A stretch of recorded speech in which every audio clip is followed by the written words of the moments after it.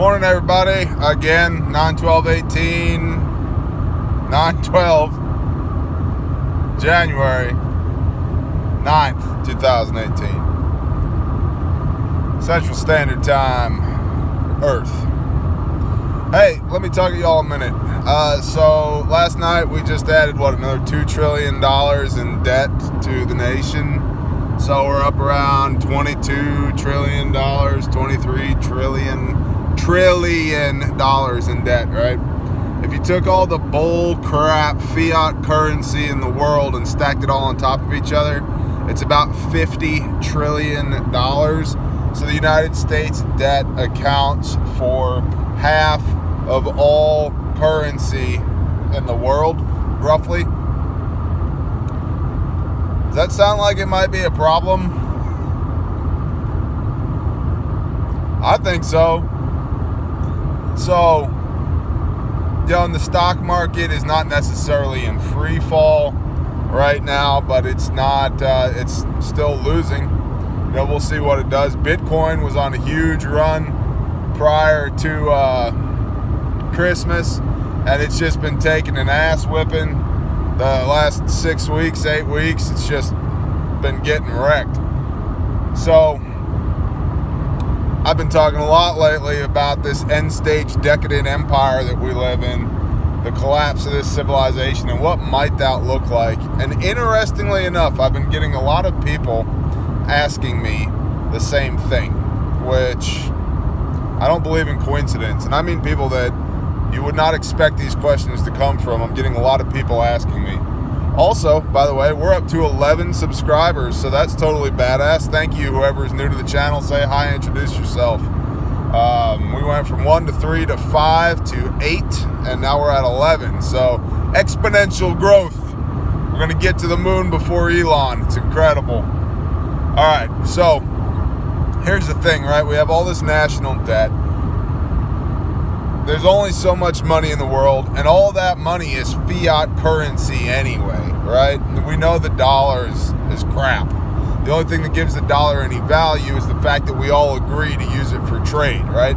As long as people agree to deal in the US dollar, the dollar has value, which is why a lot of people are afraid of blockchain technology, Bitcoin, Ethereum, Litecoin, whatever, because it forces the question of why would I use my real money to buy fake money? To which the answer is your real money isn't real. Oh, crap. You don't want to be shining a spotlight on that, holding up a flashlight over the top of that question, because it really puts the lie to our economy and to the Federal Reserve System and the whole nine. And without going down any of those rabbit holes, here's what I'm trying to say. Retirement, right? Savings. Stacking up your money for a later date. I'm not telling you don't have retirement, don't have savings. Certainly if you're my age or younger, I wouldn't be betting on Social Security. I think it's going to be gone way before we ever get a chance to draw it. I got another couple decades before I'd even be eligible, and I don't think it'll be there. And so that begs the question, what do I do? Stock market, IRAs, bonds. Okay. And not that I'm a life coach or a financial advisor, so understand that.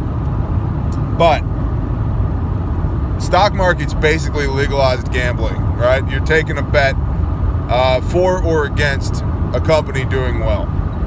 And that's all fine and well, right? Savings accounts, IRAs, bonds, they're all going to accrue value, interest over time, and that's great. But in what? In fiat money, more fiat money. So does the rate that money grows exceed the rate of inflation? If it doesn't, you ought to just spend the money now. Does that make sense? Otherwise, you're locking up your money long term and you're losing the mobility of that cash, and it's going to actually be worth less than when you put it in there, regardless if the numbers grow. If each number is worth less than it used to be, it doesn't add up. You still have less of a value than you would have had you spent the money now. All of which is to say, maybe you ought to be filling your pantry full of food. Maybe you should make sure that you have water storage, water purification, and water filtration. Maybe you need to go buy a couple of firearms and become deadly proficient in them. And I mean deadly literally, deadly proficient with those firearms, and then store some ammo for it. Maybe you need to go buy a really good first aid kit, go to a training course, tear the whole thing open, use everything in it, and then restock it again. Maybe if you got a little bit of money laying around, sitting there doing nothing, you need to buy a chunk of land and put a tiny house on it. Maybe you actually need to get serious in this period of decadence and stop thinking about what it's going to be like to retire peacefully with a stack of $100 bills, literally or figuratively. And I think we'll all be on credits sooner or later. The international credit system, whatever. Maybe you need to put that money, those resources, into tangible things now, because the value of the intangible, I believe, is going to go away. And I thoroughly believe that this period of decadence will come to an end during my lifetime. And it's not going to matter if you have, we'll use a round number. Let's say you have $100,000 in the bank. I know some of you don't have $10 in the bank, or $1,000 in the bank, or whatever. Let's just say you have $100,000 in the bank, right? All it's going to take is one blip in the financial market to make that go away, right?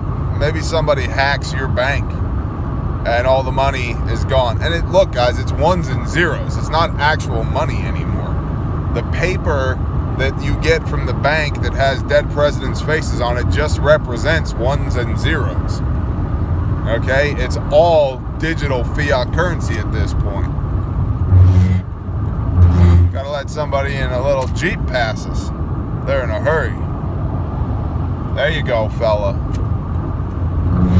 Alright. Point being, all that can go away in a heartbeat. I mean, just bang, gone. It's really hard for somebody to come onto your land and kick you off of it and take your tiny house or your cattle and your livestock and fill your well in and take all of your food off your pantry shelves. That's what I would be doing myself personally, and that's what I am doing myself personally. We have some money in Bitcoin and Ethereum and Litecoin. We have some money in savings. I have zero money in precious metals, although it's something that I'm looking at getting into. Precious metals other than lead and copper-clad lead.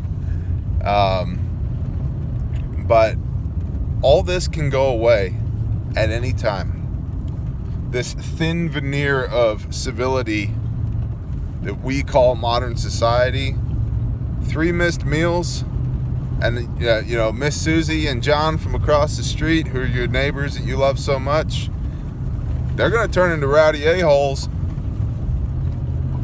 All those ones and zeros. How are you going to get money out of the ATM when the grid's down? Explain me that. Buy food at the grocery store when there's no electricity. They can't process your credit card or your debit card because the magical pixies aren't flying across the power lines and the communications lines, and it's all gone. It's all gone. What are you going to do? I think, and I feel, and I am convicted that it is time to be more tangible and less ethereal, because this period of decadence is coming to a close. It's going to go away. And when it does, it's not going to matter how much money you have in the bank, because you can't get at it, and it doesn't exist, and it never really existed in the first place. You just traded portions of your life for credits for ones and zeros on a computer that you'll never get back. So if you're going to enter into an exchange like that, have tangible things. Tangible things that nobody can take from you, that you can pass on after you leave, that you can leave a legacy to your people, your tribe, your community. Not just a bunch of ones and zeros and worthless pieces of paper with dead presidents' pictures on them.